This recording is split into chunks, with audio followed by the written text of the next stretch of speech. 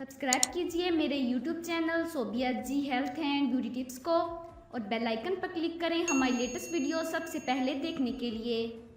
इमरान खान की तीसरी शादी पर तहरीक इंसाफ के कारकुनान का एक निराला अंदाज। भावलपुर में बिलाल बोदला नामी पीटीआई कारकुन ने इमरान खान की तीसरी बीवी के लिए हीरे की अंगूठी बनवा ली। अहम खबर से आपको आगाह कर रहे हैं कि इमरान खान की तीसरी शादी पर तहरीक इंसाफ के कारकुनान ने एक निराला अंदाज से खुशी का इजहार किया। सब्जी फरोश बिलावल बोदला ने अंगूठी तैयार करवाई है। उनका कहना है कि मैं खुद जाकर कोशिश करूंगा कि अपने कायद को दूं ताकि वो अपनी तीसरी बेगम को ये अंगूठी तोहफे में दे सकें। मोहम्मद बिलाल का कहना है कि ये सब उनके कायद के लिए मोहब्बत है कि उन्होंने अपनी इस्तात के मुताबिक हीरे की अंगूठी तैयार कराई है। वो बहुत जल्द कोशिश कर रही हैं कि अपने कायद से मिलें और अंगूठी उनकी बेगम के लिए तोहफे में दें।